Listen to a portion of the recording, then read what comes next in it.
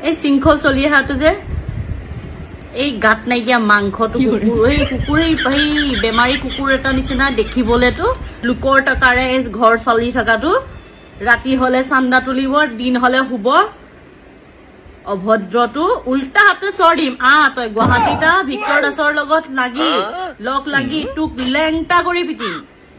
চাল এবাৰ তো মিয়াটো বাদ দে তো এবাৰ মাইকী মানুহকো তো সাঙুৰি ললি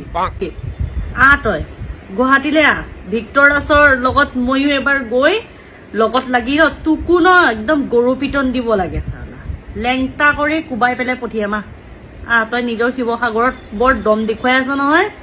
এই তোৰ দেউতাৰে লৈ আহিছিলে শিৱসাগৰখন তই এতিয়া তই গুৱাহাটীলৈ আছোন তোৰ যদি ইমান হিম্মত আছে লোকেশ্যন চকেশ্যন চব দি এই বাইদেউজনী ঠিক দিছে গৰু ধোৱা চাবোন দি ধুই দিছে বাইদেউ গৰু ধোৱা চাবোন নোহোৱা কাপোৰ ধুব নোৱাৰিলে নেকি আপুনি কাপোৰ ধোৱা চাবোনে ধুব লাগিছিলে আপুনি নিৰ্মা চাবোনে ধুব লাগিছিলে চাৰ্ফ এক্সেল ধুব লাগিছিলে আপুনি নকৰি পিনি একদম নিম্ন খাপৰ গৈ পিনি আপুনি গৰু ধোৱা চাবোনেৰে ধুই দিয়ে আপুনি গৰু ধোৱা চাবোনেৰে কিয় ধুলে বেলেগ চাবোন নাছিলে নেকি চাৰ্ফ এক্সেল ধুব লাগিছিলে কাপোৰ ধোৱা চাবোনেৰে ধুব লাগিছিলে আপুনি সেইটো নকৰি গৰু ধোৱা চাবোনেৰে ধুই দিলে নাপায়নে এনেকুৱা এজন সংগঠনৰ নেতাক সামাজিক মাধ্যমত আহি পিনে এনেকুৱা অপমানমূলক মন্তব্যটো কেতিয়াও গ্ৰহণযোগ্য নহয় লাজৰ কথা আছে না বেচাৰাৰ